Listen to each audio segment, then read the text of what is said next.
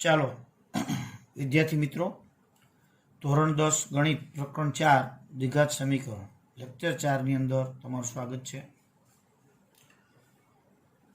Mobile number મારા 9997936237 મોટાભાગે બધા વિદ્યાર્થીઓ જાણે છે.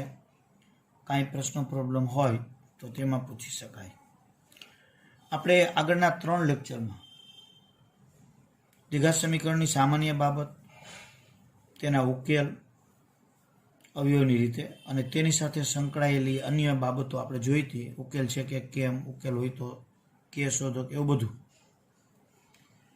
હવે આપણે કૂટ પ્રશ્નો શીખવાના છે. તો કૂટ પ્રશ્નો પ્રકરણ 3માં પણ આપણે શીખી ગયા, પણ એ દ્વિચલ હતું, એટલે કે એની અંદર 2 ચલ આવે. આ દ્વિઘાત છે, અહીંયા 2 ઘાત આવે. દ્વિચલમાં 2 સમીકરણો અચૂક બને અને તેનો આપણે કોઈને કોઈ લોપ, આદેશ, ચોકડી ગુણાકાર એવી કોઈ પણ રીતે ઉકેલ શોધીએ. અહીંયા દ્વિઘાત એટલે એક જ સમીકરણ બને પણ વર્ગવાળું. પછી એની અલગ અલગ રીતથી તમે એના બીજ શોધી શકો. આપણે એક રીત શીખ્યા છીએ હજી, અવયવની રીત. પણ ઘણી વખત પ્રશ્ન એવો ઉપસ્થિત થાય, બરાબર સાંભળજો, કે દાખલો દ્વિચલનો છે કે દ્વિઘાતનો. તો આપણે દ્વિચલ હોય તો 2 ધારવા પડે, એક્સ અને વાય. દ્વિઘાત હોય તો એક જ ધારવું પડે. મોટા ભાગે તમે રકમ વાંચી અને દાખલામાં કહી શકો કે આ દ્વિઘાત છે કે દ્વિચલ છે. તમે બરાબર પ્રેક્ટિસ થાય એટલે કહી શકાય. પણ ઘણી વખત આપણને ન ખબર પડે. એક વસ્તુ ખાસ યાદ રાખો, રકમમાં ગુણાકાર આવે એટલે દ્વિઘાત જ હોય, દ્વિચલ હોય જ નહીં, એ ફાઇનલ વસ્તુ. પણ દ્વિઘાતનો દાખલામાં 2 ચલ ધારીને તમે દાખલો ગણવા બેસો એટલે સાંભળી લેજો, સમીકરણ 2 બને. એક સમીકરણ સરવાળાવાળું અને બીજું સમીકરણ ગુણાકારવાળું. ગુણાકારવાળું સમીકરણ આવે એટલે દ્વિઘાત જ હોય. 2 ચલનો ગુણાકાર આવે એટલે. અને એ પણ દાખલો આપણે દ્વિચલનો, તમે દ્વિઘાતનો દ્વિચલ ધારી લીધા અને પછી એને દ્વિઘાતમાં કઈ રીતે ગણી શકાય એ પણ હું તમને શીખવીશ. જો આમાં દાખલામાં એ જ વસ્તુ આપણે કહીએ, આપણે બરાબર ધ્યાનપૂર્વક જો આ દાખલો આપણે ગણીએ. જો મેં એક્ઝામ્પલ એક લીધો છે, સ્વાધ્યાય 4.2 ની અંદર આ દાખલા નંબર તમારે 3 છે. ચોપડીનો જ દાખલો છે. ચોપડીના દાખલા જ હું બધા તમને ગણાવીશ અને પાછા તમારે એ દાખલા લેસનમાં કરવાના છે. હું લેસનમાં આપીશ અને વધારાના પણ તમને લેસનમાં આપીશ, એટલે પ્રેક્ટિસ થઈ જાય. જો અહીં કીધું 2 એવી સંખ્યાઓ શોધો કે જેમનો સરવાળો 27 અને ગુણાકાર 182 હોય. તો આ દાખલો તમે ચોથું ચેપ્ટર એટલે કે દ્વિઘાત છે એવું ખબર પડી ગઈ અને દાખલો ગણવા બેસો છો, તો કઈ રીતે દાખલો થાય? તો દ્વિઘાતમાં એક જ ચલ હોય. સરવાળો 27 છે તો આપણે એવી સંખ્યાઓ 2 ધારીએ કે એનો સરવાળો 27 થાય. તો એના માટે આપણે ધારી લઈએ, ધારો કે એક સંખ્યા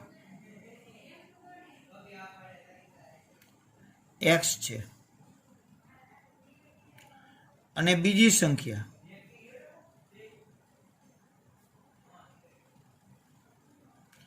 હવે તમે સરવાળાના અર્થમાં ધારવા માંગો છો, ગુણાકારના અર્થમાં, 2 રીતે ચાલે. આમાં કોઈ બાદ નથી કે આ રીતે જ થાય, અમુક જ દાખલા ફિક્સ થાય, બાકી તમે કોઈ પણ રીતે લઈ શકો. જો સરવાળાના અર્થમાં ધારવા માંગતા હોય તો એક સંખ્યા x, તો બીજી કઈ લેવી પડે? 27 - x. જો 27 સરવાળો થવો જોઈએ તો એક સંખ્યા x અને સરવાળો 27 થવો જોઈએ એટલે એનો જવાબ 27 આવવો જોઈએ. તો બીજી સંખ્યા મારે કેવી ધારવી પડે? 27 - x. તો આ બીજી સંખ્યા, જેથી કરીને શું થાય? આ 27 x અને 27 - x નો સરવાળો કરો તો x ઉડી જાય એટલે 27 આવે. જો એટલે એક સંખ્યા x તો બીજી 27 - x થાય.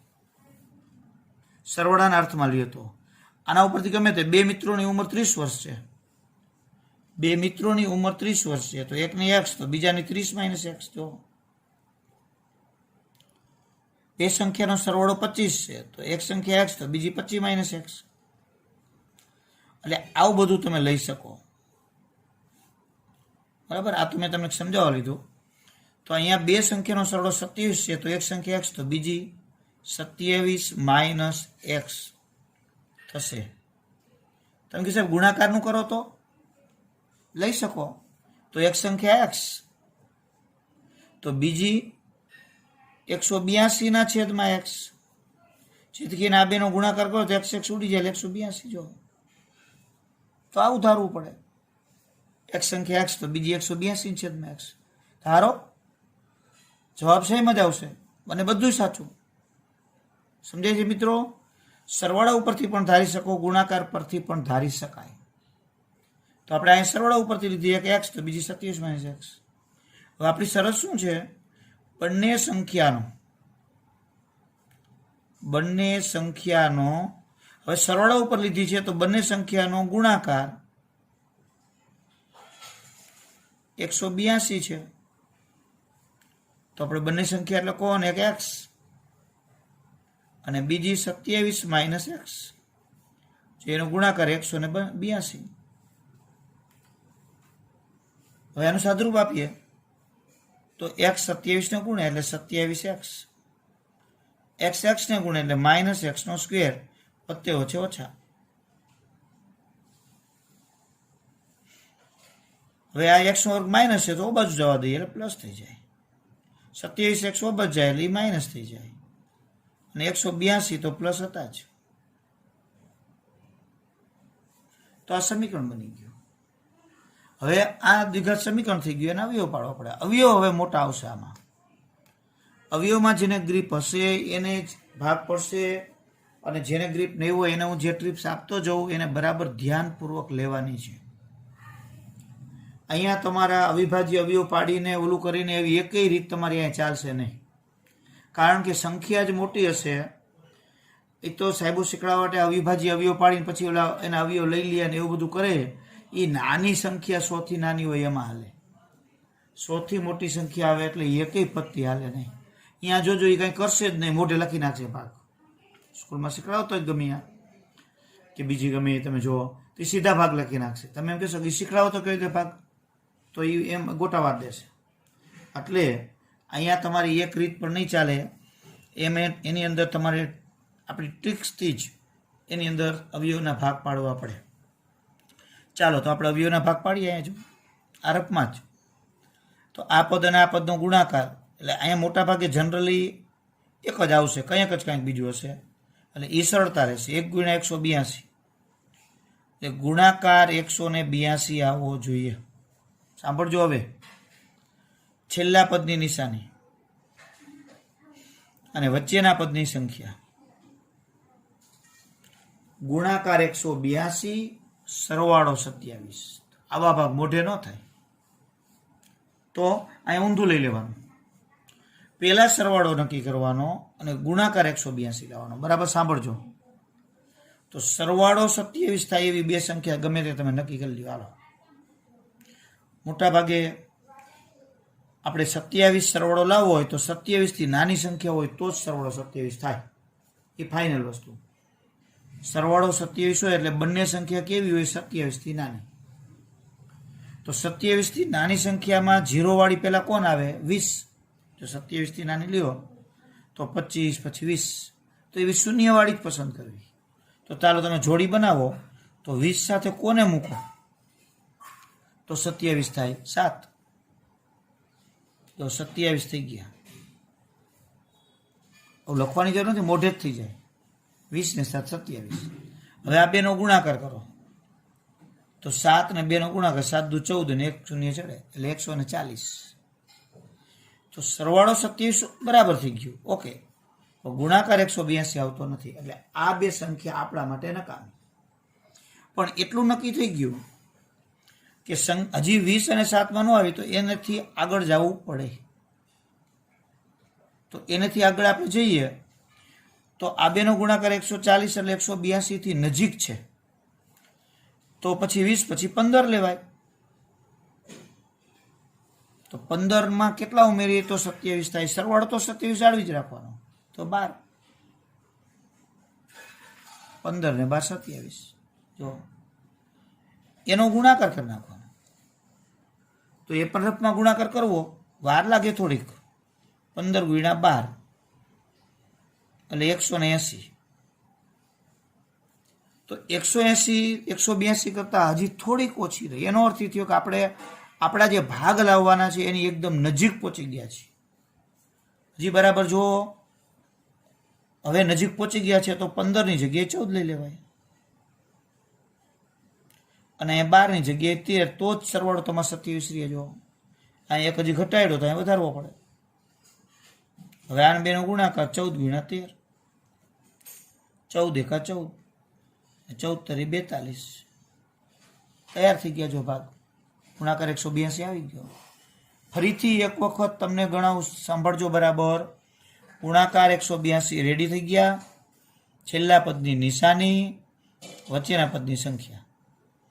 સરવાળો 27 લાવવાનો છે. ગુણાકાર 182 એ મોટી સંખ્યા હોય એટલે સરવાળા બાદબાકી લાવવાનો અહીંયાથી ચાલુ કરાય. સરવાળો 27 લાવો છે તો નિશ્ચિત થઈ ગયું કે બંને સંખ્યા 27થી નાની હોય તો જ સરવાળો 27 થાય, નહીં તો વધી જાય.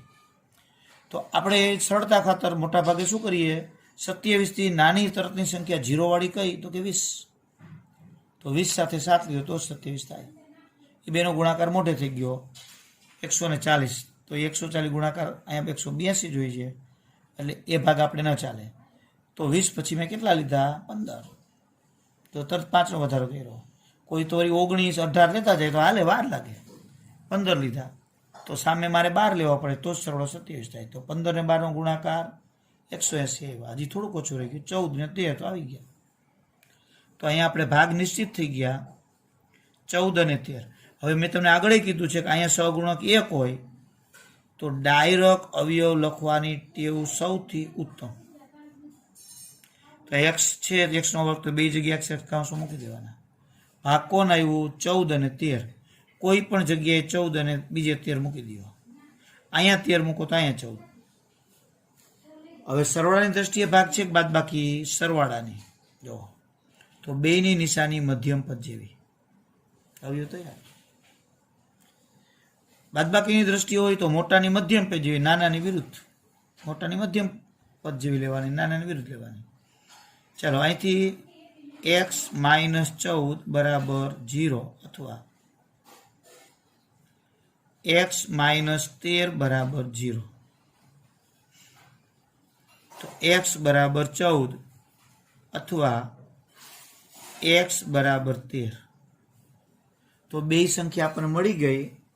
એક તમે 14 લ્યો, જો અહીંયા, તો બીજી 27 - 14 એટલે 13 થાય. ને જો 13 લ્યો તો 27 - 13 એટલે 14 થાય. એટલે આ બે જવાબ નથી. 14 લ્યો તો એક 14 ને બીજી 13, બીજી 13 આના પરથી. અને જો 13 લ્યો તો બીજી 14 આના પરથી. એટલે આ બે જવાબ આવે એવું ન હોય. એક ઉપરથી બીજો જવાબ થાય, આના ઉપર. એટલે જવાબ અહીં સમાન જ થાય છે. તો અહીં જવાબ ફરજિયાત લખવાના છે. તો માગેલ સંખ્યા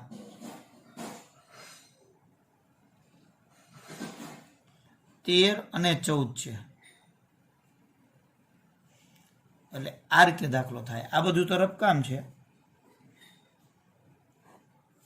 એ તો તમારે રફમાં બતાવવાનું. એટલે 3 માર્કમાં અથવા 4 માર્કમાં દાખલો પૂછે તો આ રીતે દાખલો વ્યવસ્થિત આપણે ગણવાનો છે. 1-2 વખત વિડીયો જોઈ લેવાના, જે મેં અલગ અલગ ટિપ્સ આવી છે એને યાદ રાખવાની, અને એના પછીના દાખલા હોય એની અંદર એ ગણતરીમાં ધ્યાનમાં લેવાની હોય. ચાલો હવે આપણે સ્વાધ્યાય 4.2 દાખલો ચોથો જોઈએ. જો ચોપડીમાં બધા એક સરખી રીતના દાખલા ન હોય, થોડો થોડો ડિફરન્સ હોય.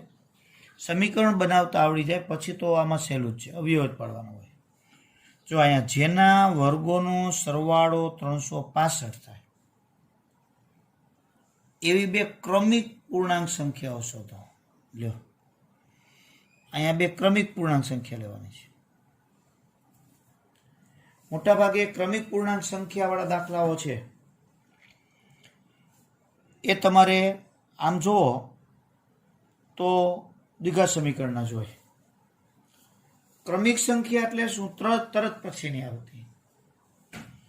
તો અહીંયા આપણે ધારી લઈએ, તો ધારો કે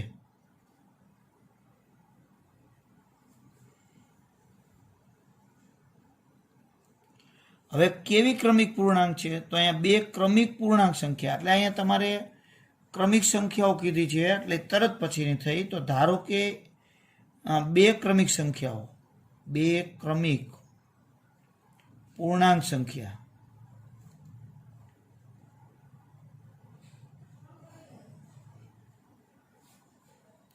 એક્સ અને એક્સ પ્લસ 1 છે.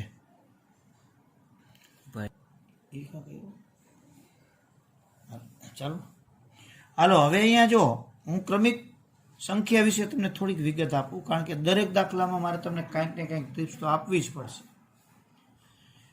ચાલો, અહીંયા ખાલી પૂર્ણાંક સંખ્યાઓમાં ક્રમિક કીધી છે, એટલે કેવી રીતે હોય? જો 5 પછી કોણ આવે? 6.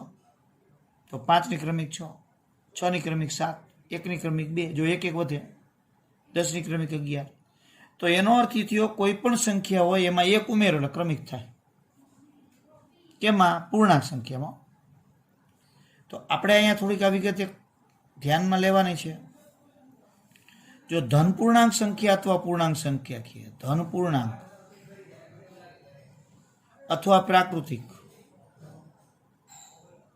અથવા પૂર્ણાંક આવી કીએ કોઈ પણ સંખ્યા, તો એની ક્રમિક કઈ લખવાની? તો એની ક્રમિક થશે x, x plus 1, x plus 2, આવી કોઈ પણ થાય. આમાં ચાલે, જેટલી કીધી હોય એટલે 1 કીએ, 2 કીએ, 3 કીએ, ટૂંકમાં 1 1 નો વધારો થાય. આ ખાસ યાદ રાખો. પણ તમને યુગ્મિત સંખ્યા ક્રમિક કે યુગ્મિત અથવા તો બેકી ક્રમિક સંખ્યા કહીએ.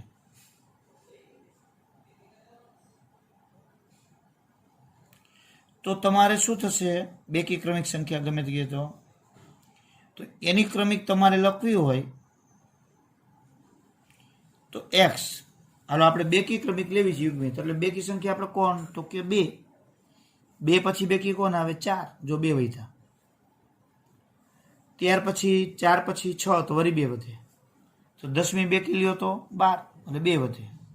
18ની બેકી લ્યો તો 20, જો 2 વધે તો 2 વધે. તો એક સંખ્યા એક્સ લ્યો, બીજી એક્સ વત્તા 2, એક્સ વત્તા 4, આ રીતે ક્રમમાં વધારો થાય 2 નો. પછી અયુગ્મિત લ્યો, અયુગ્મિત એને આપણે એકી સંખ્યા કહીએ, એકી ક્રમિક સંખ્યા. તો એમાં શું આવશે? માનો કે એકી ક્રમિકમાં તમે લ્યો તો એક્સ, માનો કે એક એકી સંખ્યા છે, તો 1 પછી એકી સંખ્યા કોણ આવે? 3, તો એમાંય 2 વધે. જો 5 પછી 7, તો એમાંય 2 વધે. તો અયુગ્મિત હોય કે યુગ્મિત હોય, એટલે કે એકી સંખ્યા હોય કે બેકી સંખ્યા હોય, વધારો 2 2 નો જ થાય. તો અહીંયા x, x plus 2, x plus 4, આ રીતે થાય.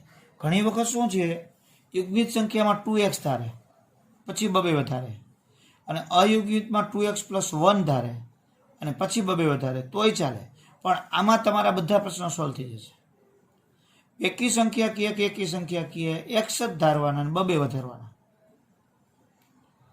અને ખાલી એમને પ્રાકૃતિક સંખ્યા કીધી હોય તો 1 1 વધારવાના. તો અહીંયા આપણે બે પૂર્ણાંક સંખ્યાઓ કીધી એટલે 1 1 નો વધારો કર્યો. જો આ તો વધારાનું મેં તમને કીધું છે, એટલે આ બધું તમારે તમારી ચોપડીમાં નોંધમાં ઉતારવાનું યાદી માટે. તો અહીંયા બે ક્રમિક પ્રાકૃતિક સંખ્યાઓ એક્સ ને એક્સ પ્લસ 1 છે. હવે આપણી બીજી શરત શું? જેના વર્ગોનો સરવાળો 365. એટલે બંને સંખ્યા છે, બંનેના વર્ગોનો સરવાળો.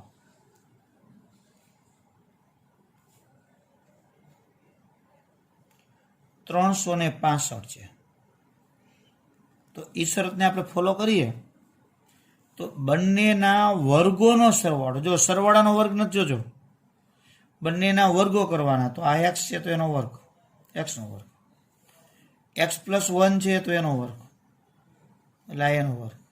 હવે એ બેયના સરવાળો કેટલો થાય છે? 365. બહુ ઈજી રીતે રકમને વાંચવાની છે સરળતાથી, અને જે શરત આપી છે એનું પાલન કરવાનું છે, પણ ભૂલ ન થાય ખાસ જોવાનું છે. હવે આનું વિસ્તરણ કરીએ. ચાલો, વિસ્તરણ દરેકના મનમાં આવી જ ગયો છે, યાદ કરવાનું છે. જેને ખોટું પડે એને ખાસ જોવાનું છે શું થશે એ. દરેકે યાદ કરી જ લીધું તો સાથે જ એક્સનો વર્ગ પછી 1નો વર્ગ એટલે ભૂલ થાય. એક્સનો વર્ગ 1નો વર્ગ તો આવશે જ, પણ વચ્ચે શું આવશે? બંનેનો ગુણાકાર એને ગુણ્યા 2, એટલે બંનેનો ગુણાકાર એટલે એક્સ ગુણ્યા એટલે એક્સ, એને ગુણ્યા 2 એટલે 2x, અને 1નો વર્ગ 1. લ્યો, આ રીતે આવે. એટલે વચ્ચે જે લોકો 2x મૂકતા 2 ગુણ્યા બંનેનો ગુણાકાર મૂકતા ભૂલી ગયા હશે એને એક તમાચો ખાવો પડે. પણ હવે અહીંયા તો મારી શકાય નહીં, ક્લાસ હોય તો એક ચડી જાય, કારણ કે એવો ભૂલ ન થવી જોઈએ. એક્સનો વર્ગ વત્તા એક્સનો વર્ગ એટલે 2xનો વર્ગ વત્તા 2x વત્તા 1, 365 આ બાજુ આવે એટલે માઇનસ. હજી આગળ સાદુરૂપ આપીએ, કારણ કે આ 1 અને 365 એટલે 364. 1 પ્લસ અને માઇનસ 365 એટલે માઇનસ 364. હવે જો અહીં 2 અને આ બેકી સંખ્યા તો 2 વડે ભાંગી નાખીએ, દાખલો થોડોક સરળ થાય. આવું ગોતી લેવાનું અને 2 વડે ભાંગો એટલે 18 દુ 36, 182. લ્યો, ફરી પાછી સંખ્યા મોટી આવી એટલે એના અવયવ પાડવા પડે. બરાબર, તો વળી એને આપણે ભાગ લઈએ. હવે ગુણાકાર 182, જો આગળ 1 છે એટલે છેલ્લા પદની નિશાની બાદબાકી, વચ્ચેના પદની સંખ્યા એટલે 1. વળી પાછી મોટી સંખ્યા આવી. આ વખતે સરવાળો નથી પણ બાદબાકી છે. તો બાદબાકી હોય તો તેના કરતાં મોટી સંખ્યાની જ બાદબાકી આ 1 થાય. તો એનો અર્થ સંખ્યા 1 કરતાં મોટી આવશે. તો 1 કરતાં મોટી સંખ્યા લેવી હોય તો 1થી મોટામાં જવાનું. તો 1થી મોટામાં જાવ તો તરત જ શૂન્યવાળી કોણ આવે? 1 પછી આગળ 10. જો પહેલાં શૂન્યવાળી જ લેવાની એટલે ગુણાકાર મોઢે થાય. તો ચાલો, બાદબાકી 1 લાવી છે તો 10 સાથે કેને લેશું? 10 સાથે 9 લઈ શકાય, 10 સાથે 11 લઈ શકાય. તો 11 અને 10 એની બેની બાદબાકી કરો એટલે 1 થાય. જો તો આ બેનો ગુણાકાર મોઢે થાય, 11 ગુણ્યા 10 એટલે 110. હા, તો સંખ્યા હજી નાની છે. તો 11ની જગ્યાએ 12 લઈ લઈ, તો અહીંયા 11, તો જ બાદબાકી 1 થાય. જો તો 11 અને 12નો ગુણાકાર કરવાનો, તો 12 ગુણ્યા 11 મોઢે ફાવે એવી સંખ્યાનો ગુણાકાર કે 132 થાય તો લખી શકાય. તો હજી ઓછા છે, તો હવેથી આગળ 12ની જગ્યાએ 13 અને 12 લઈએ. હવે ઘણીવાર ગુણાકાર ન કરવા પડે અને આપણને ખબર પડી જાય કે આ નહીં જ આવે. આવશે એની ન ખબર પડે, પણ નહીં આવે ને ખબર પડી જાય. જો આમેનો ગુણાકાર કર્યો 12 અને 11નો, તો છેલ્લા 2 અંક એકમના, તો 2 એકુ 2, તો જવાબમાં 2 જ આવે. તો આ બેનો હું ગુણાકાર કરું તો છેલ્લા એકમના અંક 3 અને 2, તો 3 દુ 6, તો એના જવાબમાં અહીંયા 6 જ આવશે. પણ આપણે તો 182 જોઈએ છે એટલે આ ભાગ કેન્સલ. નહીં આવી તરત ખબર પડી જાય. હવે 14 અને 13 લઈએ. જો અહીંયા 14 કરી નાખો તો અહીંયા 13 કરવા પડે. તો આમાં 4 તરી 12, 12માં 2 આવે તો થઈ શકે. તો આપણે 14 અને 13નો ગુણાકાર કરીએ. તો અહીં ગુણાકાર કરો તો 14 ગુણ્યા 13 140 અને 14 તરી 42. આનો સરળ લ્યો તો 182 આવી ગયા. તો આ ભાગ છે એના ક્લિયર થઈ ગયા. તો અહીં આપણે લખીએ. તો આપણે ટૂંકી જ રીતે જો તમે હવે તમારી જાતે જ યાદ કરી લ્યો શું લખશો. ભાગ થયા 14 અને 13. એક્સનો વર્ગ છે એટલે અહીંયા એક્સ, અહીંયા પણ એક્સ, અહીંયા 14 અને 13. સરવાળો છે કે બાદબાકી? તો કે બાદબાકી. છેલ્લા પદની નિશાની માઇનસ એટલે બાદબાકી. તો બાદબાકી હોય તો બેમાંથી મોટું કોણ? 14. એની મધ્યમ પદ જેવી નિશાની નાનાની વિરુદ્ધ. ભાગ થયા. તો આ રીતે આપણને ભાગ મળી ગયા.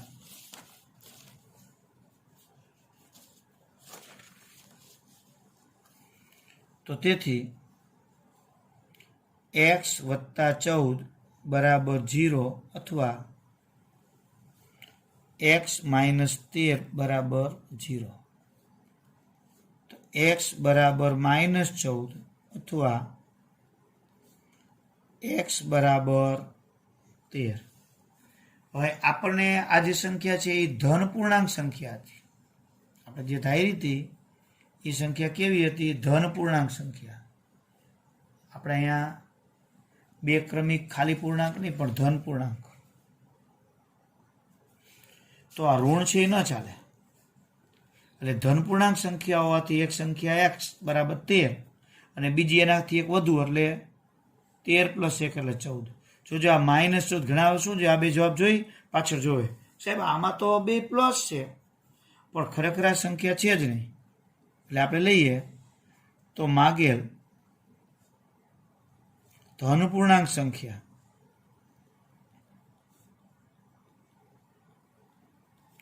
તેર અને પછી એક પ્લસ x + 1 એટલે એક સંખ્યા 13 અને 13 + 1 બરાબર 14 છે.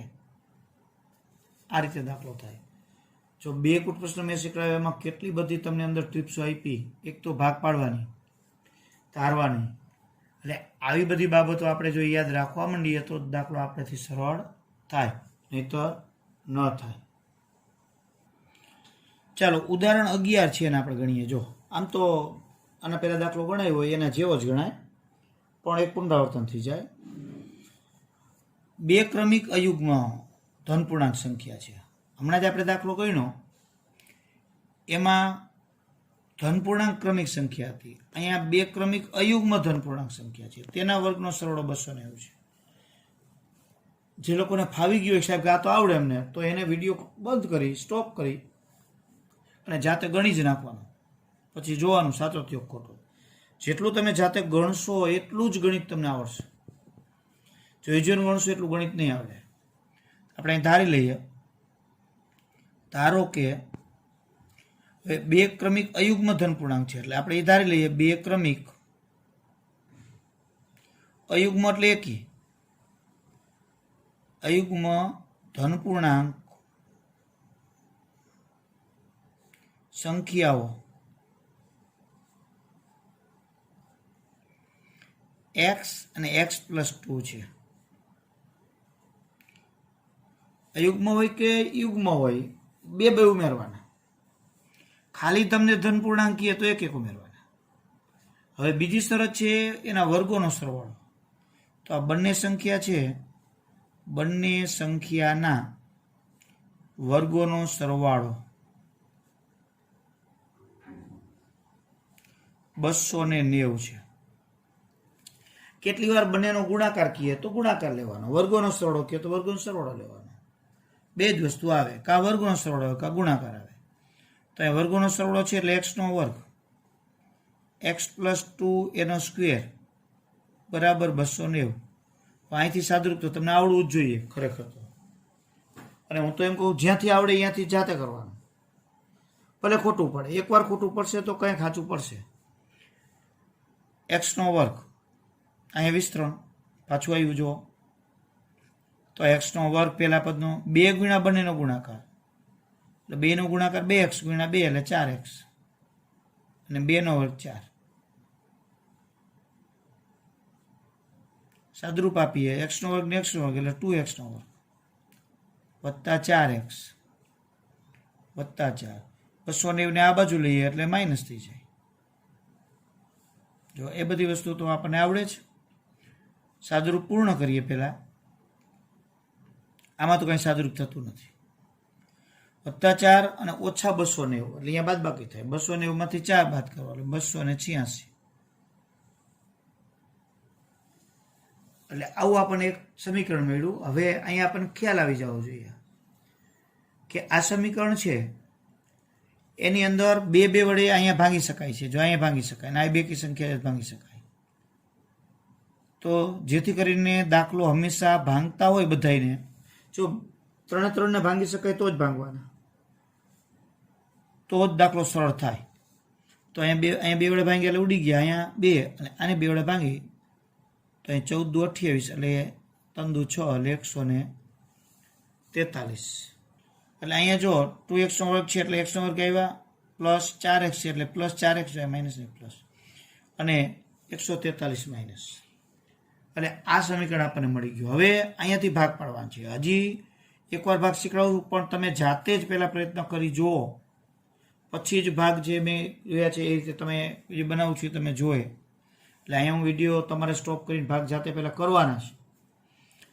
જો અહીંયા 1 અને 143 એટલે ગુણાકાર 143.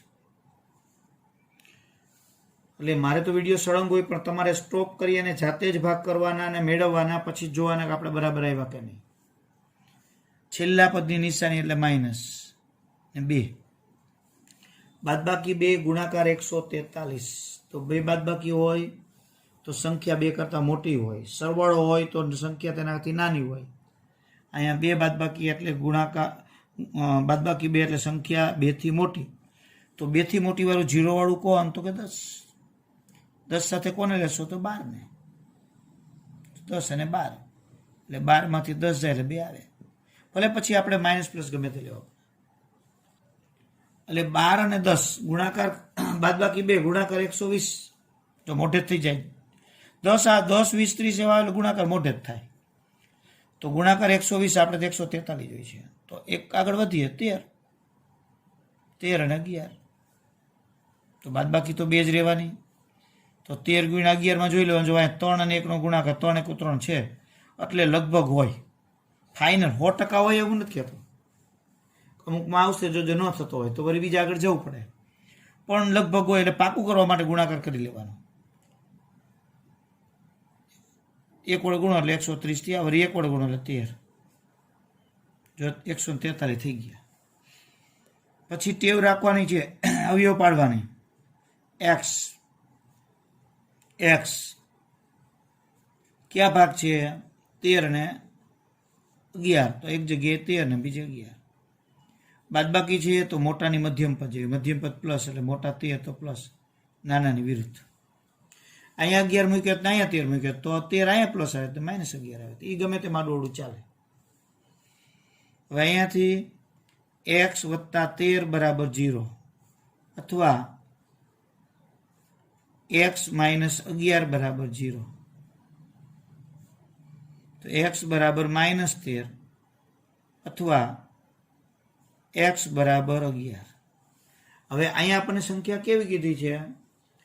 અયુગ્મ ધન પૂર્ણાંક. જો એટલે ઋણ માટે કોઈ ચાન્સ નથી, બરાબર લખી શકાય. અહીંયા અહીં અયુગ્મ ધન પૂર્ણાંક સંખ્યા છે.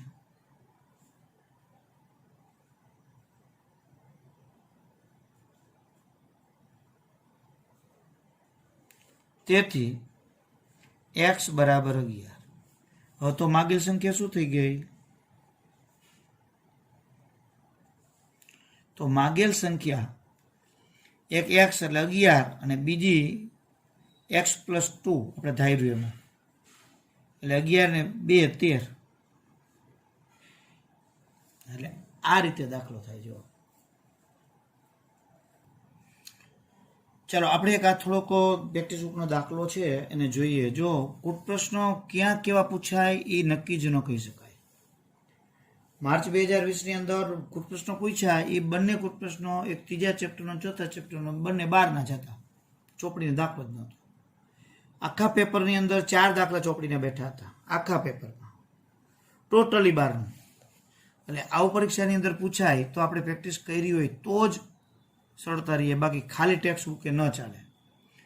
ચાલો અહીંયા મેં એક દાખલો પૂછ્યો છે, ત્રીજા ચેપ્ટર અને ચોથા ચેપ્ટરનો કમ્બાઇન્ડ જેવો, એટલે ટૂંકમાં ત્રીજા ચેપ્ટરમાં આવી ગયેલી બાબતોનો ઉપયોગ. ચાલો રકમ જોવો. જો એક પ્રાકૃતિક સંખ્યામાં 12 ઉમેરતા મળતું પરિણામ. તે પ્રાકૃતિક સંખ્યાના વ્યસ્તથી 160 ગણું છે તો તે પ્રાકૃતિક સંખ્યા શોધો લ્યો. આવર્ધાન હોશિયાર છે એ પોતે જાતે ગણે આવડે છે કે નહીં ખબર પડે. શું કીધું છે? એક પ્રાકૃતિક સંખ્યા છે તો આપણે પેલા ધારી લઈએ. ધારો કે એક પ્રાકૃતિક સંખ્યા અથવા માગેલ પ્રાકૃતિક સંખ્યા, પ્રાકૃતિક એટલે ધન પૂર્ણાંક, પ્રાકૃતિક સંખ્યા x છે. હવે આ સંખ્યામાં 12 ઉમેરતા મળતું પરિણામ તો સરસ શું છે? તો કે x માં 12 ઉમેરતા બનતી સંખ્યા કઈ થશે? મળતું પરિણામ એટલે બનતી સંખ્યા x + 12 એ x ના વ્યસ્ત એટલે 1/x થી 160 ગણું છે. બરાબર. જો હવે જો શું કીધું? પ્રાકૃતિક સંખ્યામાં 12 ઉમેરતા એટલે જો આપણે x ધારી એમાં 12 ઉમેરતા એટલે પરિણામ થયું. એ જે પરિણામ છે એ પ્રાકૃતિક સંખ્યાના વ્યસ્ત એટલે પ્રાકૃતિક સંખ્યા આપણી x હતી એનું વ્યસ્ત એટલે 1/x થી 160 ગણું થાય. તો આપણે તે સંખ્યા x માં 12 ઉમેરેલ x + 12 અને તેનો વ્યસ્ત એટલે 1/x. તો 12 ઉમેરતા પરિણામ મળ્યું એ આ 1/x કરતાં 160 ગણું છે. તો આપણે ચેપ્ટર 3માં હવે શીખી ગયા કે જો આ 160 ગણું હોય તો આ નાનું થયું તો એને 160 વડે ગુણી નાખો. બરાબર. એટલે બંને સમાન થઈ ગયા કહેવાય. લ્યો આ રીતે થાય. હજી એને બરાબર ધ્યાનપૂર્વક એક વખત સમજી લ્યો. એટલે આપણે એવું નથી આ દાખલો પાકો કરવાનો છે. આવું કાંઈ પણ બનાવી શકે, કાંઈ પણ મૂકી શકે, એ આપણને આવડવું જોઈએ. એક પ્રાકૃતિક સંખ્યામાં 12 ઉમેરતા તો આપણે એ સંખ્યા ધારી x, એમાં 12 ઉમેરેલ x + 12 પરિણામ થયું. એના વ્યસ્તથી 160 ગણું છે એટલે x નો વ્યસ્ત 1/x એનાથી 160 ગણું છે આ પરિણામ. તો આ વ્યસ્ત નાના થયા તો એને 160 વડે ગુણા એટલે સરખું થઈ ગયું. ચાલો હવે આનો લસા લઈ લઈએ. તો એકચ્યુઅલી જો તમને આમાં ન ખબર કેવી રીતે લખ્યું છે તો આ રીતે થાય. જો 160 એકને ગુણે એના છેદમાં x. આ બધા અલગ અલગ ગણાય, એના છેદમાં 1 જ ગણાય જાય. જો અથવા x છે આ બેયને ગુણે તોય ચાલે, x આ બાજુ આવે તો. અથવા x લસા લ્યો તો આના છેદમાં 1 છે એટલે x ગુણે એટલે x નો વર્ગ. અહીંયા 12 છે અને x ગુણે એટલે 12x. અને x છે એટલે અહીંયા ન ગુણે. અથવા અહીંયા ચોકડી ગુણા કરીને બેને ગુણે બધું એક જ થયું. હવે પ્રમાણિત સ્વરૂપમાં લખીએ એટલે x નો વર્ગ + 12x - 160 બરાબર 0. તો હવે અહીંયા ગુણાકાર 1 × 60 160 એટલે 160. છેલ્લા પદની નિશાની માઇનસ અને 12. તો હવે ફટાફટ તમારે ભાગા લે. બાદબાકી કેટલી લાવવાની છે? 12. તો ખબર જ છે કે 12 કરતાં મોટી સંખ્યા જ આવે. તો 12 કરતાં મોટી સંખ્યા આપણે લઈએ, કારણ કે બાદબાકી 12 લાવવાની હોય તો એક સંખ્યા 12 કરતાં મોટી જ હોય તો જ બાદબાકી 12 આવે. બંને 12 કરતાં મોટી હોય એવું જરૂરી નથી. તો 12 થી મોટીમાં સંખ્યા કોણ લેતા જાઓ? 15, 20, 25, 30 એવી કે જેનો ગુણાકાર સરળ થાય. 13 નો લેવાય. 13 માંથી 1 + 12 થાય તો પછી નાની નાની સંખ્યામાં વાર લાગે. તો 15 લઈએ તો 15 માંથી કેટલા બાદ કરો તો 12 થાય? 3. તો મોઢે જ હવે લખતો નથી, મોઢે જ આપણે ચાલુ કરવાનું. 15 માંથી 3 જાય તો 12. તો 15 × 45, હજી તો બહુ નાના આવ્યા. તો 15 પછી 20 જાવ તો 20 માંથી 8 જાય તો 12. જો એક સંખ્યા તમે લ્યો તો બીજી નક્કી કરવાની કેટલા બાદ કરી તો 12 થશે. તો આ બેનો ગુણાકાર 8 × 2 = 16, 160 તો મળી ગઈ. તો x 20 x 8 બાદબાકી છે તો મોટું કોણ? 20. એની નિશાની મધ્યમ પદ જેવી, બીજાની વિરુદ્ધ. તો x + 20 બરાબર 0 અથવા x - 8 બરાબર 0. x બરાબર -20 અથવા x બરાબર 8. હવે ધનપૂર્ણાંક સંખ્યા હોવાથી ઋણ ન આવે, એટલે ધનપૂર્ણાંક એટલે આપણે કીધું છે કે પ્રાકૃતિક સંખ્યા, ધનપૂર્ણાંક કે પ્રાકૃતિક બે એક જ ધનપૂર્ણાંક સંખ્યા છે, તેથી -20 શક્ય નથી અથવા ઋણ શક્ય નથી. તો તેથી માગેલ સંખ્યા 8 છે. હવે તમે તાળો પણ મેળવી શકો. તો તમારી શરત શું કે અહીંયા જો આપણે તાળો મેળવીએ તો તે સંખ્યા 8 એમાં 12 ઉમેરી દો તો કેટલા થાય? 12 અને 8 એટલે 20. પરિણામ 20 મળ્યું. એ તમારી સંખ્યા જે રહી 8 એના વ્યસ્ત એને 160 વડે ગુણો એટલે એના જેટલા જ થાય. જો ઉડાડી દો એટલે 20 આવી જાય. 20 સામે 20 તમે લઈ શકો. એ બધું રફમાં કરી શકાય. બાકી દાખલો તો આટલો જ કરવાનો થાય. તો આ રીતે સંખ્યાવાળા દાખલાઓ છે એ અલગ અલગ પ્રકારના મેં તમને બધે શીખડાવ્યા. ક્રમિકવાળા, ઓલા, થોડાક બુદ્ધિમત્તાનો ઉપયોગ કરવો પડે એવા. તો આજે આ લેક્ચરના અનુસંધાને એવા સંખ્યાવાળા દાખલા હું તમને લેસનમાં આપીશ. જાતે ગણવાના ન થાય તો મને પૂછવાનું. બરાબર?